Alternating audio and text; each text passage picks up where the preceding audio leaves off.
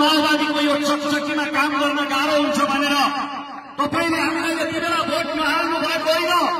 यो अमूल्य मतलाई तपाईहरूले 84 को चुनावको लागि साँची राख्नु भएको हो जाजरकोटवासीहरूले, नौगाडवासीहरूले, ताकि 84 को चुनावमा एउटा उपमेयर मात्रै होइन, यहाँको मेयर उपमेयर सम्पूर्ण वडाको सेटै राष्ट्रिय स्वतन्त्र पार्टीको घन्टीको पठाउनको लागि तपाईले आफ्नो अमूल्य मतलाई साँची राख्नु भएको हो भन्ने विश्वास म यहाँ तपाईको आगममा उभिएर व्यक्त गर्न चाहन्छु।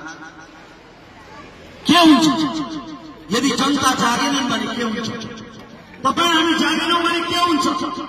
तपाईँ हामी परिवर्तनको यो यात्रामा लागेनौँ भने के हुन्छ? म एउटा कार्यक्रममा राष्ट्रिय स्वतन्त्र पार्टीको प्रचार गर्दै जाँदा एकजना त्यहाँका किसानले भने, रमेशजी मेरो सारा फलफुल पनि कुहिएर जान्छ, बाटोघाटो पनि राम्रो छैन, अस्पतालको पनि मेरो गाउँमा बिजोग छ भनेर उनले मलाई पीडा सुनाए। यो कसरी समाधान हुन्छ भनेर मलाई सोधे। मैले भने तपाईको यो फलफुल कुहिएरै गइरहन्छ, तपाईको यो अस्पताल यस्तै भइरहन्छ, तपाईको यो शिक्षाको स्थिति, विकासको स्थिति, बाटोघाटोको स्थिति गाउँमा यस्तै भइरहन्छ। जबसम्म तपाईँ तिनैलाई भोट हालिरहनुहुन्छ तबसम्म तपाईँको स्थिति यस्तै भइरहन्छ। यो बदल्ने एउटै मात्र उपाय छ, मत बदल्नुपर्छ। अघि मत बदल्ने विषयमा महेश सिंहले धेरै कुरा भन्नुभयो। मेरो गाउँमा एउटी दिदी थिइन्, ती दिदीले एउटा मेलामा एउटा कन्यारी मन पराएर त्यही कन्यारीसँग पहिला गए। दिदी पहिला गएपछि भिनाजु त भन्नु पर्यो। त्यो भिनाजु कस्तो रहेछ भने सधैँ राति जाँड खाएर आउँदो रहेछ र दिदीलाई बेसमारी भकाउँदो रहेछ। अनि ती दिदी भोलिपल्ट रुन्थिन् हामीसँग, यसो गर्छ मलाई सधैँ कुट्छ पेट्छ यसले भनेर। हामी भन्थ्यौँ त्यसो गर्छ भने त्यसलाई छोडिदेऊ न त भनेर। के को छोड्यो? बेलुका भएपछि फेरि श्रीमती त ट्याप्पै मिलिहाल्यो, फेरि आएर भकुर्ने उनको दिन जाँड खाएर फेरि ट्याप्पै मिलिहाल्यो। तपाईँ हाम्रो स्वभाव पनि, तपाईँ हाम्रो जीवन शैली पनि कतै त्यस्तै त छैन। 5 वर्ष शराब छ, 5 वर्ष धिक्कार छ। यसलाई भोट पर्ला खेस न अर्को पाली, यसले त भनेको केही पनि पुर्याएन, अर्कोचोटि यसलाई पखलास भन्छौँ। चुनाव आएपछि फेरि हातमा त्यही घाममा त्यही रोखमा झ्याप्किन्छ। अनि कसरी बदलिन्छ हाम्रो स्थिति, कसरी परिवर्तन हुन्छ हाम्रो स्थिति? मलाई गाउँठाउँमा एउटा गधाको कथा सुनाउन खुब मन लाग्छ। 50 पल्ट जति सुनाए होला, तर जाजरकोट त आगै पहिलोचोटि हो।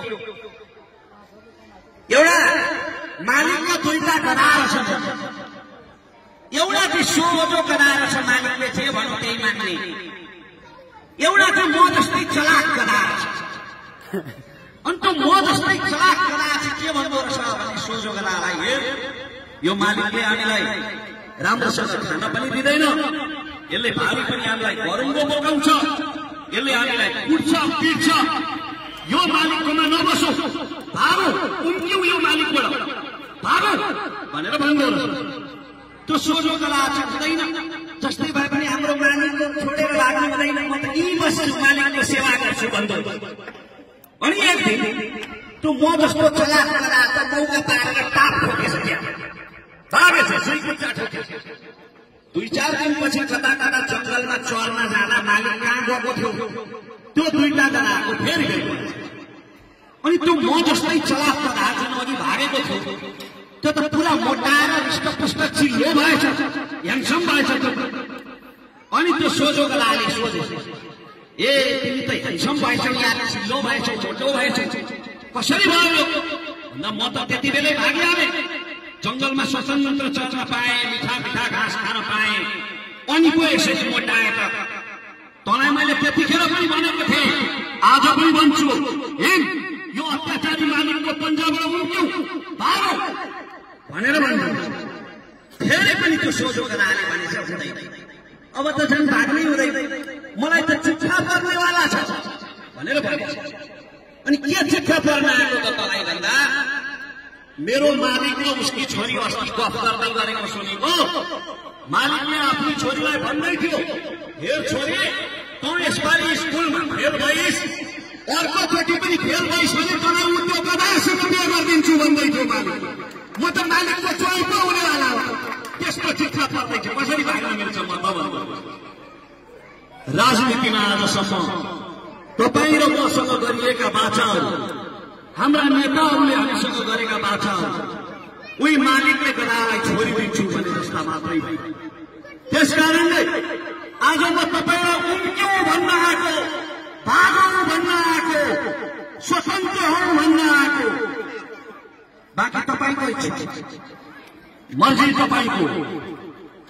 यहाँको विकास निर्माणको बिजोग भयो भने, यहाँ यसरी नै युवाहरू बस्न नसक्ने स्थिति रहिरह्यो भने, यहाँको स्वास्थ्य शिक्षा र विकासको स्थिति यस्तै भइरह्यो भने भोग्नुपर्ने तपाईँले। किनभने